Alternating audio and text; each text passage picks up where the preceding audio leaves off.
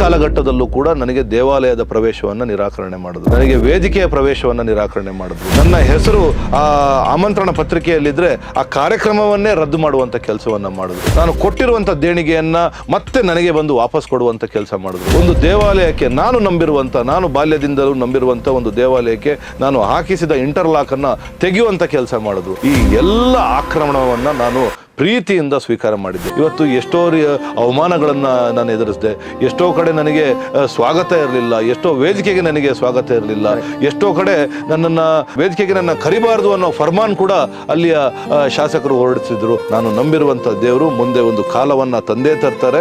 ಯಾರು ನನ್ನನ್ನು ಬರಬೇಡ, ನಿನ್ನನ್ನು ನಾವು ಕರೆಯಲ್ಲ, ನಿನ್ನನ್ನು ಆಮಂತ್ರಣ ಪತ್ರಿಕೆಯಿಂದ ತೆಗಿತೇವೆ, ನಿನ್ನ ದುಡ್ಡು ಬೇಡ, ನಿನ್ನ ದೇಣಿಗೆ ಬೇಡ ಅಂತ ಹೇಳಿದ್ರು, ಅಂಥ ಜನರು ಮತ್ತೆ ನನ್ನ ಬಳಿ ಬರುವಂಥ ದಿನ ಮುಂದಿನ ದಿನಗಳಲ್ಲಿ ಬರುತ್ತೆ ಅನ್ನೋ ಒಂದು ಆತ್ಮವಿಶ್ವಾಸ ನನಗಿದೆ.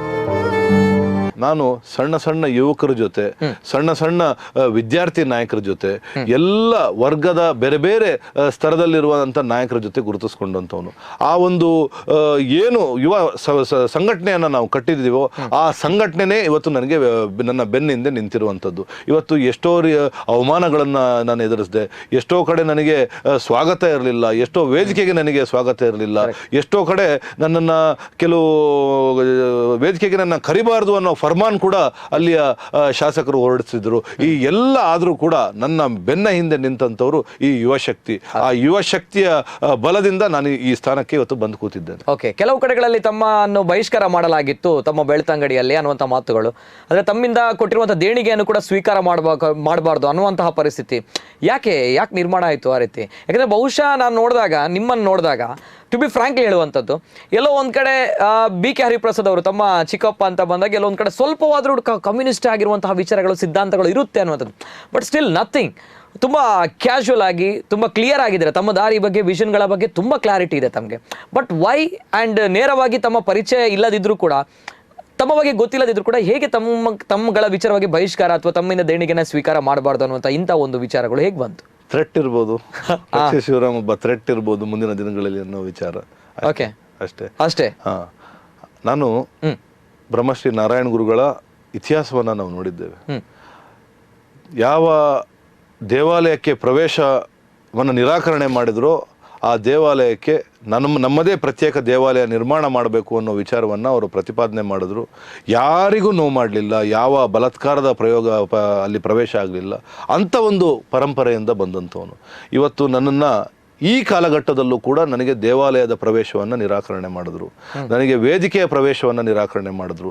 ನನ್ನ ಹೆಸರು ಆ ಆಮಂತ್ರಣ ಪತ್ರಿಕೆಯಲ್ಲಿದ್ದರೆ ಆ ಕಾರ್ಯಕ್ರಮವನ್ನೇ ರದ್ದು ಮಾಡುವಂಥ ಕೆಲಸವನ್ನು ಮಾಡಿದ್ರು. ನಾನು ಕೊಟ್ಟಿರುವಂಥ ದೇಣಿಗೆಯನ್ನು ಮತ್ತೆ ನನಗೆ ಬಂದು ವಾಪಸ್ ಕೊಡುವಂಥ ಕೆಲಸ ಮಾಡಿದ್ರು. ಒಂದು ದೇವಾಲಯಕ್ಕೆ ನಾನು ಬಾಲ್ಯದಿಂದಲೂ ನಂಬಿರುವಂಥ ಒಂದು ದೇವಾಲಯಕ್ಕೆ ನಾನು ಹಾಕಿಸಿದ ಇಂಟರ್ಲಾಕನ್ನು ತೆಗೆಯುವಂಥ ಕೆಲಸ ಮಾಡಿದ್ರು. ಈ ಎಲ್ಲ ಆಕ್ರಮಣವನ್ನು ನಾನು ಪ್ರೀತಿಯಿಂದ ಸ್ವೀಕಾರ ಮಾಡಿದ್ದೇನೆ. ಇದನ್ನು ನಾನು ಪ್ರತಿರೋಧ ಮಾಡ್ಬೋದಾಗಿತ್ತು, ಇದರ ಬಗ್ಗೆ ಪ್ರತಿಭಟನೆ ಮಾಡ್ಬೋದಾಗಿತ್ತು, ಇದರ ಬಗ್ಗೆ ವಿಚಾರವನ್ನು ತೆಗಿಬೋದಾಗಿತ್ತು. ನಾನು ಎಲ್ಲಿಯೂ ತೆಗಲಿಲ್ಲ. ಯಾಕಂತಂದರೆ ನನ್ನ ಪೂರ್ವಜರು ಈ ನೋವನ್ನು ನೋಡಿದ್ದಾರೆ, ನನ್ನ ಪೂರ್ವಜರು ಇದನ್ನು ಅನುಭವಿಸಿದ್ದಾರೆ. ಆ ಕಥೆಗಳನ್ನು ಕೇಳಿ ಬೆಳೆದಂಥವ್ನು ನಾನು. ಇದನ್ನು ನಾವು ಎಲ್ಲೋ ದ್ವೇಷಕ್ಕೆ ನಾವು ಅದನ್ನು ಮಾರ್ಪಾಡು ಮಾಡಿದ ತಕ್ಷಣ ಸಮಾಜದಲ್ಲಿ ಶಾಂತಿಗೆ ಭಂಗ ಉಂಟಾಗುತ್ತೆ ಅಂತ ನಾನು ಈ ನೋವನ್ನು ನನ್ನ ಒಳಗೇ ನಾನು ಇಟ್ಕೊಂಡಿದ್ದೆ. ಇವತ್ತು ನೀವು ಕೇಳಿದ್ರಿ ಅಂತ ಈ ವಿಚಾರವನ್ನು ನಾನು ಇವತ್ತು ಹೇಳ್ತಾ ಇದ್ದೇನೆ.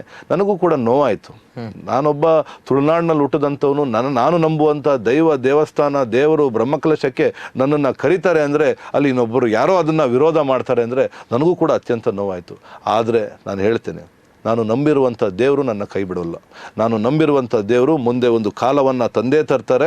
ಯಾರು ನನ್ನನ್ನು ಬರಬೇಡ, ನಿನ್ನನ್ನು ನಾವು ಕರೆಯಲ್ಲ, ನಿನ್ನನ್ನು ಆಮಂತ್ರಣ ಪತ್ರಿಕೆಯಿಂದ ತೆಗಿತೇವೆ, ನಿನ್ನ ದುಡ್ಡು ಬೇಡ, ನಿನ್ನ ದೇಣಿಗೆ ಬೇಡ ಅಂತ ಹೇಳಿದ್ರು, ಅಂಥ ಜನರು ಮತ್ತೆ ನನ್ನ ಬಳಿ ಬರುವಂಥ ದಿನ ಮುಂದಿನ ದಿನಗಳಲ್ಲಿ ಬರುತ್ತೆ ಅನ್ನೋ ಒಂದು ಆತ್ಮವಿಶ್ವಾಸ ನನಗಿದೆ.